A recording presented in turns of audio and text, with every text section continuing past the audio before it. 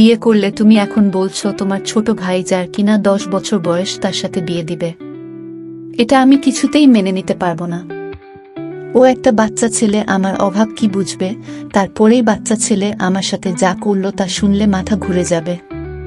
বন্ধুরা, মূল ঘটনা শুরু করার আগে একটি কথা তোমাদের বলতে চাই।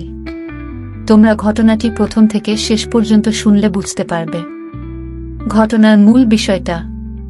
তাহলে মূল ঘটনাটি বলি। তখন আমার বয়স ছিল 26। সেবার বসন্ত তখনও আসেনি। যে চাকরিটা তখন করতাম সেটা মাত্র 2 বছর আগেই পেয়েছি। আমি ঘরে বড় ছেলে, বড় বোনটার বিয়ে হয়েছিল। ভাইটা ইন্টারে পড়তো। আমার আরও একটা ছোট ভাই আছে, তার নাম সুমন। সে ক্লাস 8-এ পড়ে। চাকরির প্রথম বেতনের টাকাটা দিয়ে পরিবারের সবাইকে কিছু না কিছু কিনে দিয়েছিলাম। মায়ের জন্য শাড়ি, বাবার জন্য পাঞ্জাবি, ছোট ভাইটার জন্য শার্ট আর প্যান্ট। ঘরের জন্য একটা ফোনও কিনেছিলাম। তবে আমার জন্য আমি কিছু কিনিনি। আমার একটা অসুখ ছিল, কেউ জানতো না, আমিও জেনেছি কিছুদিন আগে। ছোটকাল থেকে আমার মাথা মাঝে মাঝে প্রচণ্ড রকমের ব্যথা করছে। মাইগ্রেনের ওষুধ খেয়ে ব্যথা থাকে কোনো রকমে জমিয়ে রাখতাম। একদিন সবার সাথে ক্লাস করছিলাম। সেদিনও সকাল থেকে মাথা ব্যথা করছিল। চোখে আগে থেকে দেখতাম কম, মাথাটা ভো ভো করছিল। ব্যথাসহ যে লিমিট ক্রস করে আমি ক্লাসে অজ্ঞান হয়ে পড়ি। বন্ধুরা আমাকে ডাক্তারের কাছে নিল। হুঁশ ফিরল। ডাক্তার আমাকে কয়েকটা পরীক্ষা করাতে বললেন। করালাম, সেখানে ধরা পড়ল আমার মাথায় টিউমার জন্মেছে। অসুখের খবর আমি কাউকে জানাইনি।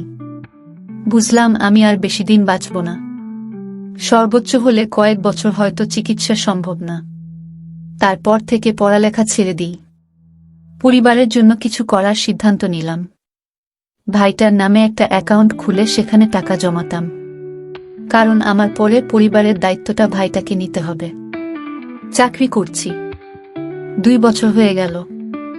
মাথা ব্যথা, অনেকগুলো ওষুধ পকেটে পকেটে নিয়ে ঘুরি। চোখের গ্লাসটা অনেক পাওয়ারের এখন। কাউকে কিছু বলতাম না, বলেই বা লাভ কি? ডায়েরিতে কিছু লিখতাম না। রাত্রে উঠে নামাজ পড়ে পড়ে কাঁদতাম, মৃত্যুর প্রহর গুনতাম। এরই মাঝে একদিন বললেন, হাসিব অনেক তো হয়েছে, এবার বিয়ে করে ফেলো। এক নাতি নাতনির মুখ দেখাবো না। আমার মায়ের কথাটা আজও আমার কানে বাজে। আমি মাকে না বললাম আরো পরে করব মা। কিন্তু মা নাছোড়বান্দা, বললেন আমার তোর কোনো কথাই শুনব না। আমি মেয়ে দেখছি, মায়ের কথার উপরে কখনো কোনোদিন কথা বলিনি।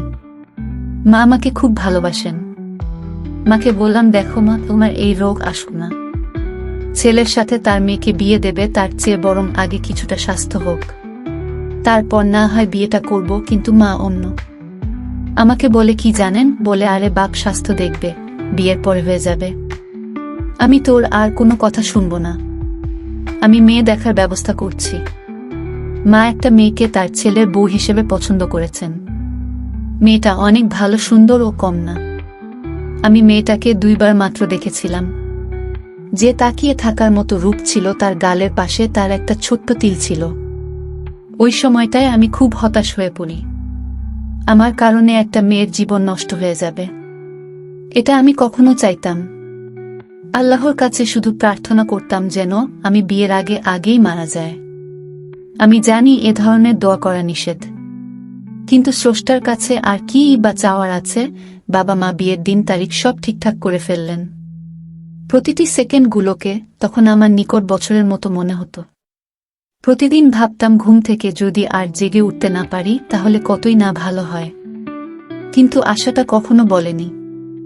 বিয়ের সময়টা ক্রমশ ঘনিয়ে আসতে লাগল। আমার উদ্বিগ্নতা ও বাড়ছে। বিয়ের 3 দিন আগে মা বললেন শহর থেকে নতুন বউর জন্য যা যা লাগে তা কিনে আনতে। যাবার কোনো ইচ্ছাই আমার ছিল না, কিন্তু যেতেই হলো, উপায় ছিল না। কিছু দূর রিক্সা করে পরে একটা লোকাল বাসে উঠলাম।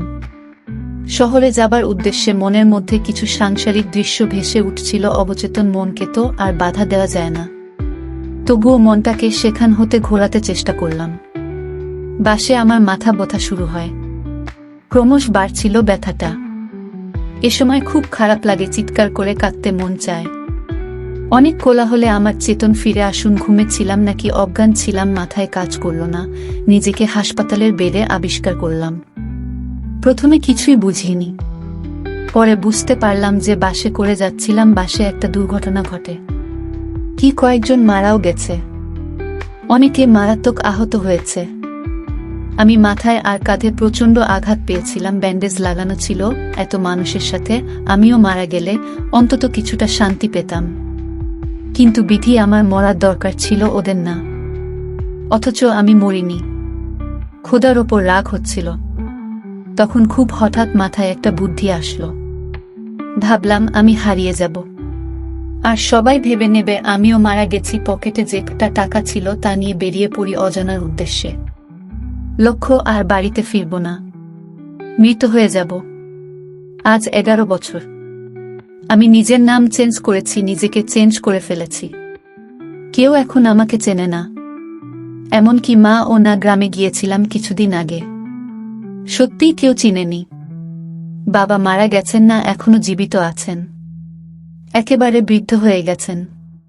ভাইটা একটা সরকারি চাকরি করে, বিয়ে করেছে, 5 বছরের একটা ফুটফুটে মেয়ে আছে, তার কোলে নিয়েছিলাম। আমার মুখের দিকে তাকিয়েছিল, কিছু বলতে চেয়েও বলেনি। বেশিক্ষণ খুলে রাখেনি, চলে এসেছি। হেনার খোঁজ নিয়েছিলাম, আপনাদেরকে বলিনি যার সাথে আমার বিয়ে হওয়ার কথা ছিল। ওই মেয়েটার নাম ছিল হেনা। তারপর আমি মায়ের হাত থেকে বাঁচতে পারিনি। মা আমাকে বিয়ে দিয়ে দিল হেনার সাথে, কিন্তু আমি তো জানি আমি বেশিদিন বাঁচব না। কিন্তু হেনা এই বিষয়টা জানত না। আমি হেনাকে একদিন বললাম, শোনো হেনা, আমি তোমাকে আজ একটা কথা বলবো, তুমি কাউকে বলবে না তো, আমাকে কথা দাও। হেনা বলল, কি কথা যে কাউকে বলতে পারবো না? কি এমন কথা বলো? আমি হেনাকে আবারও অনুরোধ করে বললাম, হেনা, আমি তোমাকে যে কথাটা বলবো সেটা কাউকে বলবে না, আমার সাথে ওয়াদা করো। আরে ঠিক আছে, বলবো না। বলো কি কথা? শোনো তাহলে, আমি তোমাকে বিয়ে করতে চাইছিলাম না। আমার মায়ের স্বপ্ন ছিল আমি তোমাকে বিয়ে করি, আর তাই মাকে খুশি করার জন্য আমি তোমাকে বিয়ে করেছি।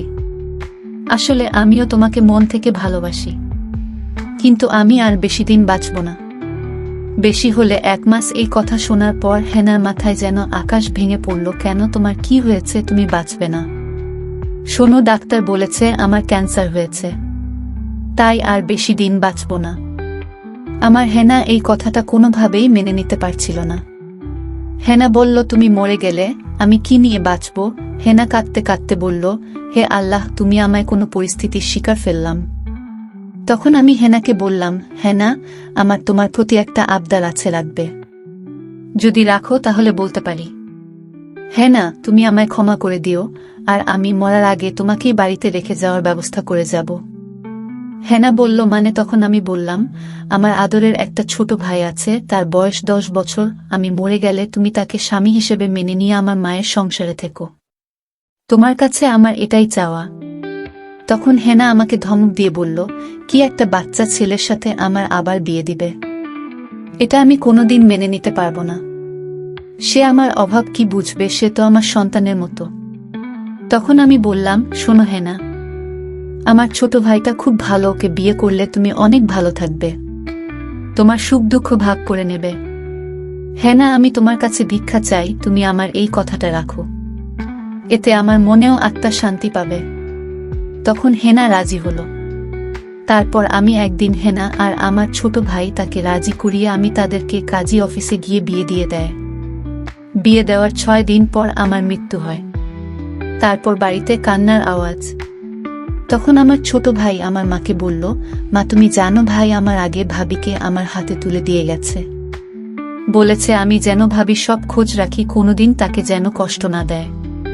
তারপর কিছুদিন এভাবে কেটে গেল। আমি ভাবিকে বললাম, ভাবি আর মন খারাপ করে থেকো না, এখন ঘরে চলো। তারপর একদিন রাতে ভাবি আর আমি এক ঘরে শুতে গেলাম। তখন ভাবির কানে বললাম, ভাবি আমি নিচে শুয়ে পড়ি, তুমি কাছে এসো। তখন ভাবি বলল, কি যাতা বলো, আমি তো তোমার এখন, তুমি নিচে থাকবে কেন? তখন সে উত্তর দিল, ভাবি তুমি আমার মায়ের সমতুল্য, আমি কি তোমায় বিয়ে করতে পারি? সেদিন কাজী অফিসে ভাইয়াকে সান্ত্বনা দেওয়ার জন্য আমি অফিসে গিয়েছিলাম। কিন্তু আমি ছোট হলে কি হবে, আমার মাথায় তখন একটা বুদ্ধি আসে। আমি আগের কাজীকে বলে রেখেছিলাম, দেখুন কাজী সাহেব, আমার ভাইকে মিথ্যা সান্ত্বনা দেওয়ার জন্য এই বিয়েটা করা।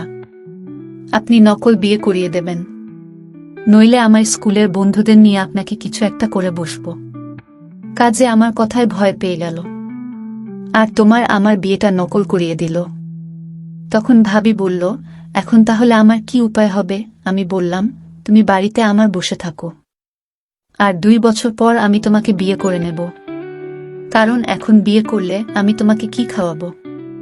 আমি আর 2 বছর লেখাপড়া করলে এসসি পাশ করব, তখন একটা চাকরি নিয়ে তোমাকে বিয়ে করে নেব।